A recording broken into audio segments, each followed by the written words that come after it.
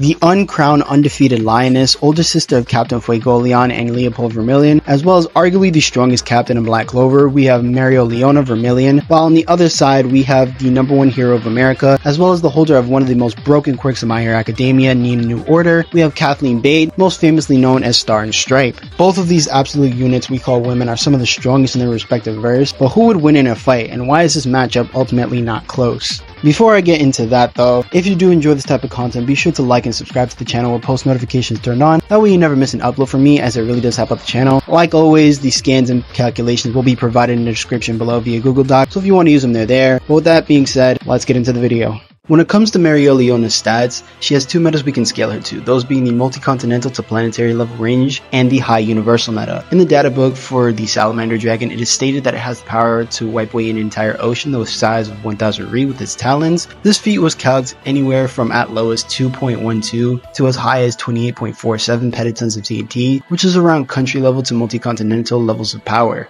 Now you may be wondering as to why she would scale to this. Mereoleona would scale to this seeing as she's capable of striking fear and even slapping around Asta in his black form. Keep in mind, Asta in his black form was able to beat Ladros, who had the power of the Salamander Dragon, and is comparable to Spirit Dive Yugioh, in which Spirit Dive Yugioh is stated to give a boost that is many times stronger than his base. Many in some definitions mean at least 10 or more in terms of numbers. For me, I'd like to go for 10 as the safe side, so this would be a low ball. Mind you, this is towards the beginning of Black Clover, and these characters only get stronger from here on out, in which we have this creation feat from Dorothy and Reeve, where they create the Glamour World. At its lowest, it's stated to have moons that are comparable to the outside world. This is noted by Sally, who is one of the smartest characters in the verse and has been conducting research on this place, so she would have authority when she says this. You could possibly also bump this up even further to being a solar system to universe-sized realm, seeing as we see multiple stars off into the distance, and Luck seeing that this place is seemingly endless in size. While in the show, Luck is portrayed to be dumb as bricks, Reeve then shows up saying that here in Glamour World, the impossible is possible, seemingly confirming this claim. Despite this potentially being a hyperbole, she would have authority over this, seeing as she's the one that created the spell in the first place. Mereoleona would scale to this, seeing as she's currently stronger than the Yami, who was able to cut through the space with Dimension Slash pretty easily in the captain fight. There's also mention of characters such as Patri, disguised as Licht, to have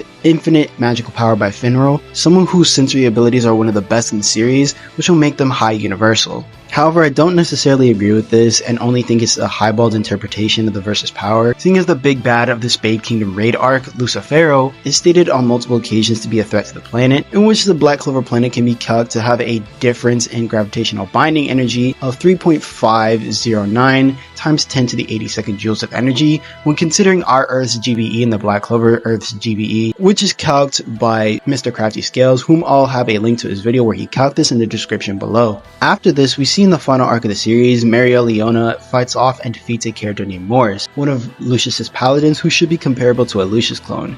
A Lucius clone which should be on par or slightly weaker than the original Lucius, who defeated and absorbed Lucifero's full power. This is due to her using her ultimate magic, known as Exercitus Leonum, Latin for Army of Lions. This spell not only brings back her fallen allies that have died, but also increases her strength and speed by an unquantifiable amount. I also want to make it clear that Mereoleona and Morris aren't being affected by the spell known as Neverland from Yugioh, which creates a veil of wind that amps his allies and nurses enemies, so this is pretty much all on Mereoleona. So when it comes to attack potency, at the time of the story, Mereoleona should easily get into the multi-continental to planetary levels of power, with some arguments getting her to the solar system to high universal levels of attack potency. As for Mereoleona's speed, she should reach the FTL plus to MLTR ranges, seeing as in the Elf Invasion arc and prior, we see characters use light-based attacks that move at light speeds, such as Patri, Gauche, and the character she's shown fighting in this arc, Raya, who is able to copy and use light magic. This feat in question is calced at 95 times the speed of light, seeing as she did this in base in an earlier arc and should be at least stronger and faster than Asta and Yugioh in their Black and Spirit Dive forms respectively,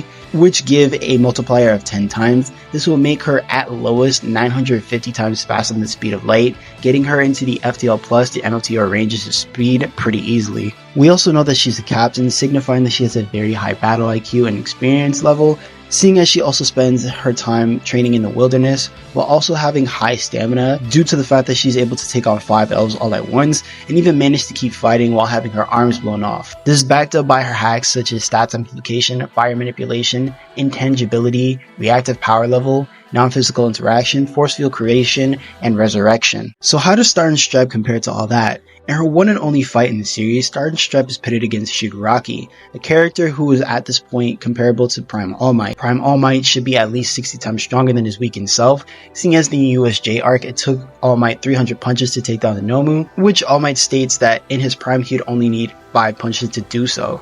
We also saw a weakened All Might change the weather early on in the series, which is calced anywhere from 2.41 to 877.51 gigatons of TNT, getting weakened All Might anywhere from large mountain level to large island level plus in terms of attack potency, then adding on the 60 times amp, getting Prime All Might to country level. This is relevant for Star and Stripe because she uses her ultimate move known as Intercontinental Crude Punch, which was stated by All For One in Shigaraki's body to have completely eradicated him if he didn't dig underground to avoid majority of the damage. With this attack being calced at 433 gigatons to 4.3 teratons of TNT, getting into the large island to small country levels of power.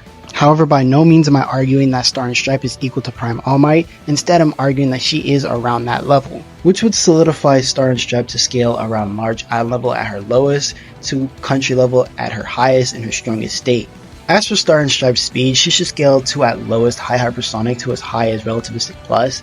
This is due to her upscaling from Deku dodging Lady Nagon's sniper bullets, which is calced anywhere from Mach 32 to Mach 15,000, which would be around high hypersonic to subrelativistic. She's also shown the ability to react and hold laser shot from jets, and even dodge Shigaraki's radio wave attack, which would be around 56.6% the speed of light, or relativistic plus. Not much is known about her stamina and IQ, seeing as again she only has a few appearances in the entire series, but it's safe to assume that her stamina far surpasses that of a regular human, possibly reaching the levels of superhuman levels, and her intelligence will be equal to that of a regular adult, considering her age. However, as for her battle IQ, I'd say it's pretty good, seeing as she had a good showing against Shigaraki, being able to counter and nearly defeat him in the end using her quirk, and even in her dying moments, she creates a rule that denies Shigaraki from using New Order, instead killing him so long as he holds the quirk inside him, thus forcing him to pass it on to a random stranger. This is backed up by her hacks such as durability negation, law manipulation, air manipulation, energy manipulation, and light manipulation. So when it comes down to it, who wins? If it wasn't obvious already, this fight is a stomp in Mereoleona's favor. While Star and Stripe does have the ability to stop Mereoleona's heart with New Order, the likelihood of her being fast enough to even do so would be practically impossible considering the massive speed gap.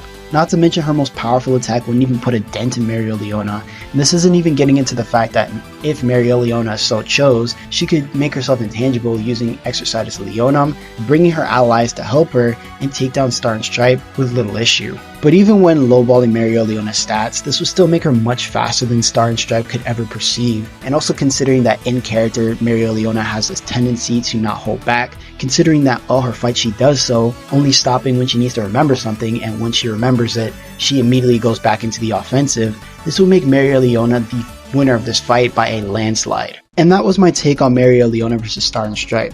Let me know what you thought in the comments below, whether you disagree or agree, it helps out a ton. Like always, if you did enjoy this video and want to see more in the future, be sure to like this video and sub to the channel with post notifications turned on, that way you never miss when I upload. I also want to thank you guys on the recent view counts on the previous videos. It does put a smile on my face. It makes me want to do more videos despite my busy schedule. The next poll should be up by the time this video is out, so if you want to impact the next video, be sure to click the community tab and vote on that. In addition to that, I ask that you guys share these videos around, as one of my goals is by the end of this year that we reach 10,000 subscribers, so let's see how far we can reach. But with that being said, I've been your host Jojo, and I'll catch y'all later. Bitch, I'm not your regular nigga. I just feel like you should know that. Now I'm on, she let me hit it. I told baby where you throw that. She saying something about a nigga, but my niggas, they be on that. We gon' paint the city red. We gon' get that boy our toe tag. We gon' get that boy our toe tag. We gon' paint the city red. We gon' get that boy our toe tag. She saying something about a nigga, but my niggas, they be on that. We gon' paint the city red. We gon' get that boy our toe tag.